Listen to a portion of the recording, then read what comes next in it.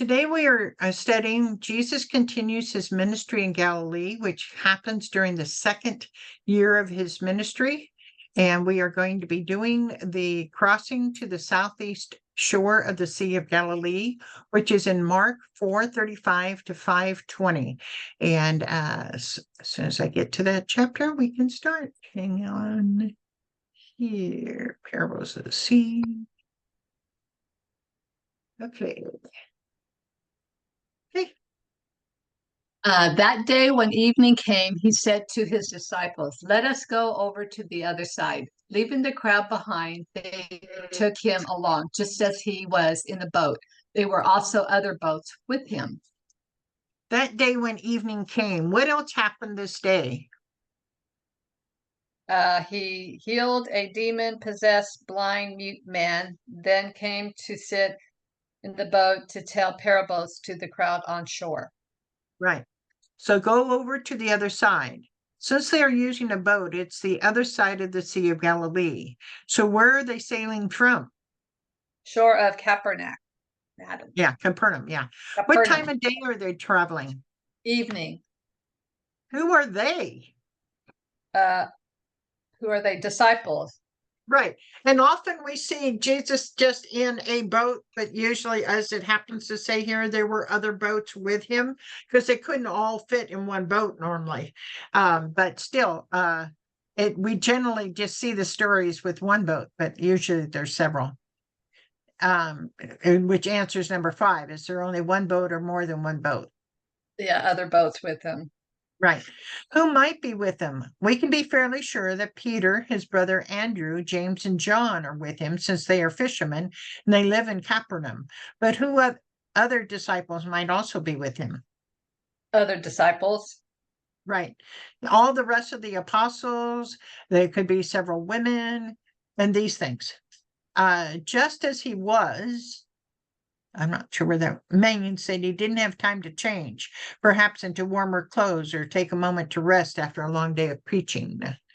A furious squall came up and the waves broke over the boat so that it was nearly swamped. Jesus was in the stern, sleeping on a cushion. The disciples woke him and said to him, "Teacher, don't you care if we drown?" He got up, rebuked the wind, and said to the waves, "Quiet, be still." Then the wind died down and it was completely calm. The Sea of Galilee has major storms, to it being 680 feet below sea level and very high mountains surrounding it, which makes it subject to sudden and violent winds. While they were sailing, what problem came up? Furious squirrel. Yeah. Squall. Yeah, a storm. Yeah. Storm. Just how bad was the storm? Waves broke over the boat, nearly swamped. Where was Jesus during the storm? He was sleeping in it. He was in the stern, sleeping on the cushion. Right. Do the disciples appear frightened by the storm? Yes. Yet 4 of them are fishermen of this very sea. Did Jesus wake up due to the storm, the water in the boat, or because someone woke him? Someone woke him. Right. When Jesus got up, what did he say to the wind and the waves? Quiet, be still. Did the wind and the waves obey Jesus's command? Yes. Just like that. Yeah, that's amazing. He said to his disciples, "Why are you so afraid? Do you still have no faith?" They were terrified and asked each other, "Who is this? Even the wind and the waves obey him." Right. And I do like how the movie The Chosen kind of shows this, that Peter and many of them initially think they have to protect Jesus, but as it all evolves, they realize they don't need to protect Jesus, but they don't know that in the beginning. They see him as a rabbi that needs to be protected. Yeah. What did Jesus ask his disciples? Why are you so afraid? Yeah. Notice that the storm did not disturb Jesus, but the lack of faith of his disciples did disturb him. Why did Jesus question his disciples' faith? Let's break it down. A, what did Jesus say to the disciples in Mark 4:35? Let's go over to the other side. And he didn't say, let's try to make it to the other side. He's Mhm. not going to, he's not going to tell them what they can't do. Was Jesus concerned with the storm when it came? No. If he was not concerned, then they should not have been. When they were frightened, what did they accuse Jesus of? Don't you care if we drown? After all this time, they think he still doesn't care for them? If the disciples had faith, they should have considered the big picture. If they believed that Jesus was the Messiah, then God would not have allowed Jesus to drown unceremoniously. 3, what was the disciples' reaction to Jesus calming the storm? Terrified and asked each other, "Who is this? Even the wind and waves obey him." Right. Psalm 89, 8-9 says, Who is like you, Lord God Almighty? You, Lord, are mighty, and your faithfulness surrounds you. You rule over the surging sea. When its waves mount up, you still them. right. They went across the lake to the region of, how do you say that? Gerasenes. Pharisees. Right. The other side of the Sea of Galilee, here called Lake Galilee, was Gentile or non-Jewish territory. The Sea of Galilee is 13 miles long and 8 miles wide. This journey would have been about 10 miles long. Since they crossed the lake to the region of Gerasenes, also spelled Gadarenes, and not a specific point, we cannot be exactly sure where Jesus and his disciples landed other than outside a city. Both the cities in Gadara and Gerasa are in the area, which is reason for the name of the region. The town of Hippus is another town in this region and also on the shore of the Sea of Galilee. So it may be the town that our story will later talk about. These towns and area may have gotten their names from the Hebrew tribe of Gad, as this tribe settled here when the Israelites conquered the Promised Land. And I give you a scripture to prove that. Joshua 13:8. The other half of Manasseh. Manasseh, and the Reubenites. Reubenites and the Gadites had received the inheritance that Moses had given them east of the Jordan, as he, the servant of the Lord, had assigned it to them. Where are the disciples and Jesus going to land? Region of the Garrison. Gerasene. Right. Garrison. About how long in distance would this trip have been? 10 miles. Yeah. Is this area a Jewish or Gentile region? Gentile. And what does the word Gentile mean? Non-Jewish. Right. When Jesus got out of the boat, a man with an impure spirit came from the tombs to meet him. This man lived in the tombs, and no one could bind him away, not even with a chain, for he had often been chained hand and foot, but he tore the chains apart and broke the irons on his feet. No one was strong enough to subdue him. Night and day among the tombs and in the hills, he would cry out and cut himself with stones. So basically, he and the unclean spirit or group of unclean spirits are fighting against each other, which is why he's crying out and cutting himself with stones. That's the human person, and breaking the chains apart. That's the demon part of it. So he's fighting, and he's fighting so hard that he had to be out in the tomb area so he didn't hurt anybody, or anybody had to see him. Who met Jesus when he got out of the boat? A man with an impure spirit. Matthew 8:28-34 tells the same story, only with 2 demon-possessed men that come from the tombs to Jesus. If the Bible is accurate, how you reconcile this difference? Maybe only one of them were talking. Right. Maybe Mark just focuses on the one man who's talking versus the other one. Where did this man live? Tombs. The scripture below tells how long this man was demon possessed and what he wore. How long was he possessed? Long time. And what about his clothing? Had not worn clothes. Right. So actually, even though our pictures don't show it, he's probably naked out there. What happened whenever this man was chained? He tore the chains apart and broke the iron on his feet. What did this man do day and night? Cry out and cut himself with stones. Right. And when he saw Jesus from a distance, he ran and fell on his knees in front of him.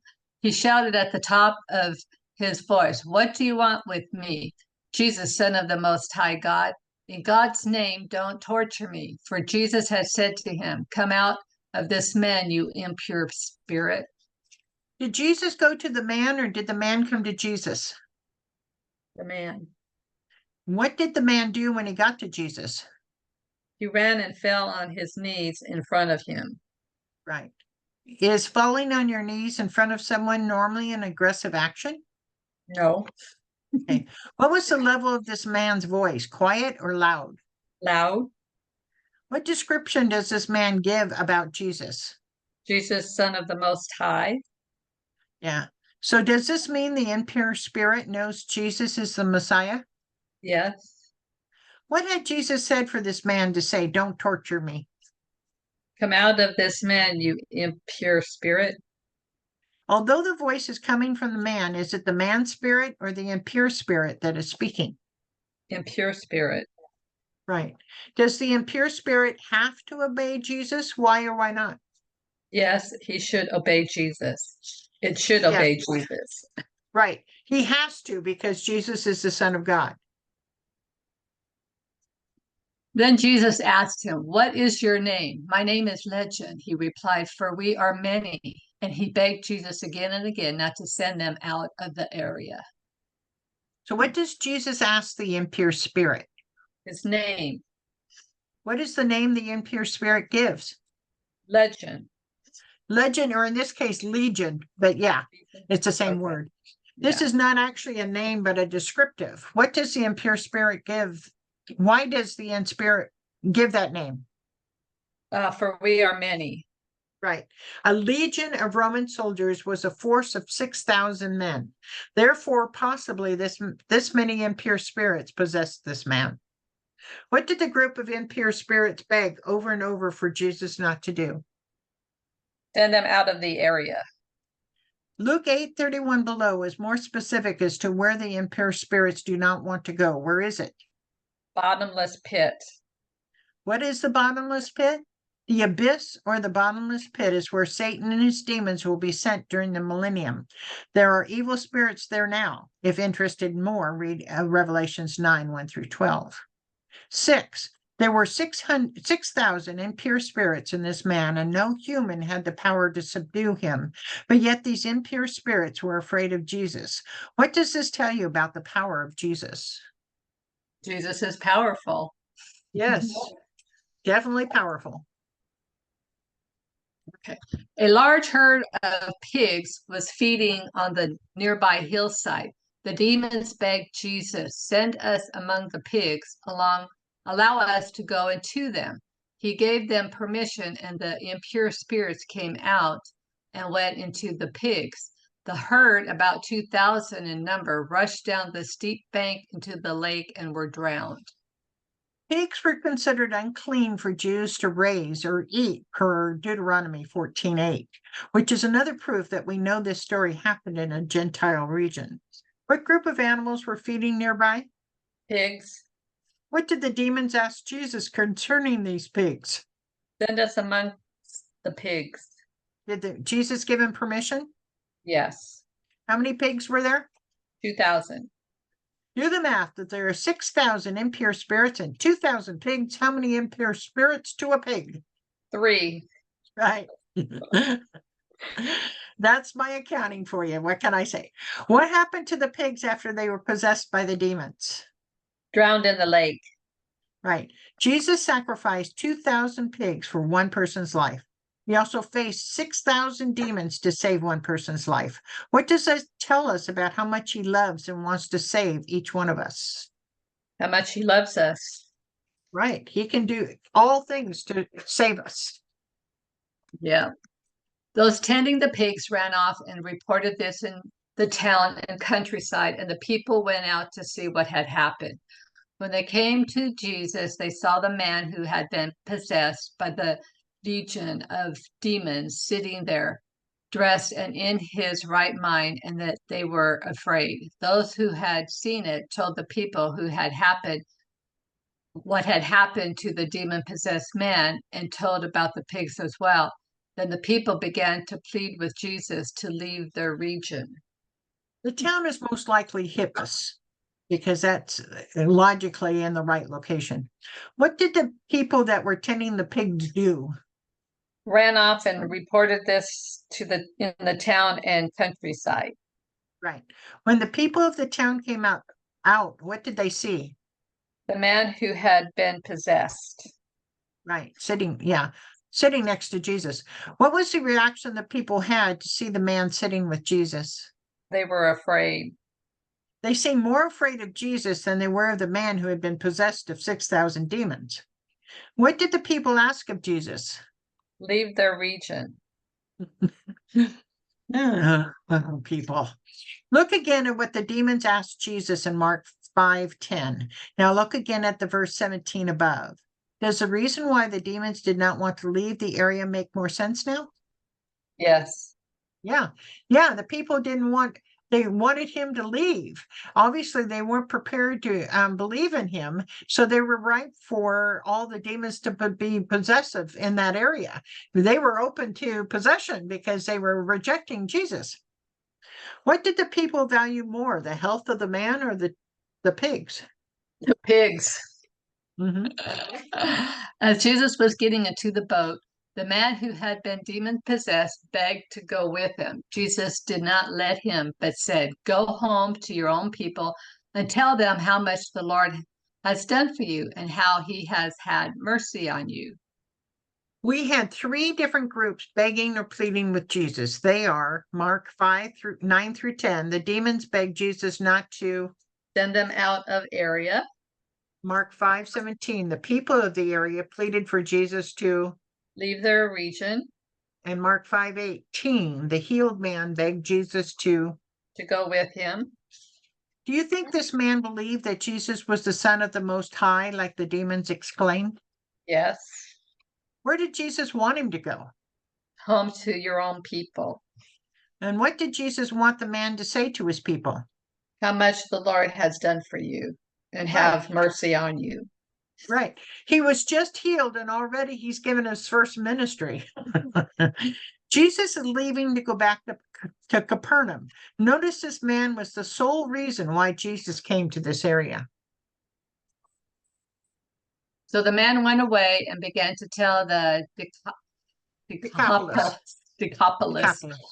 how much Jesus had done for him, and all the people were amazed. Decapolis, the word, means 10 cities. These were Sycopolis, Pella, Gerasa, Philadelphia, Gadara, Rafina, Canatha, Hippus, and Damascus. These were all Greek cities not governed by Rome during the time of Jesus. Other than Sycopolis, they are on the east side of the Jordan in the Sea of Galilee. They were Gentile or non-Jewish cities. Where did the man go to tell about all Jesus had done for him? Decapolis. How did the people react? Amazed. Of these cities, which ones are on the west side of the Jordan? No, I can't pronounce these. Syncopolis. Yeah. I'll kill it when I say it. Yeah. Of these cities, which one is probably the one where the people came and asked Jesus to leave? Hippus. Right. What nationality are these cities considered? Jewish, Roman, or Greek? Greek. So, by Jesus coming over and healing this one man, the word is going to spread throughout Decapolis, and we're going to see the results of it later in his ministry. Okay, so we're down to the crossword. Okay, number 1, the region of Gerasenes was not Jewish, but a Gentile region. 4, what Jesus was doing in the stem of the boat, in the stern of the boat? Sleeping. Right. 7, night and day, the man with the impure spirit would cry out and cut himself with stones. 9, in Luke 8:31, the demons did not want to be sent to the bottomless pit. Right. 10, what herd of animals were nearby the tombs? Pigs. One, two down, what time of day was it when they started sailing? Evening. 3, where is the home of the healed man? Decapolis. And 4, a furious Squall. came up and the waves broke over the boat. 5, they went across the lake to the region of the Genesis. Gerasenes, yeah. What was the Gerasene. name of the impure spirits living in the man? Demons. And 8, the man with impure spirits lived in the Tombs. yeah, okay. So that's it on this one. Let me stop the recording.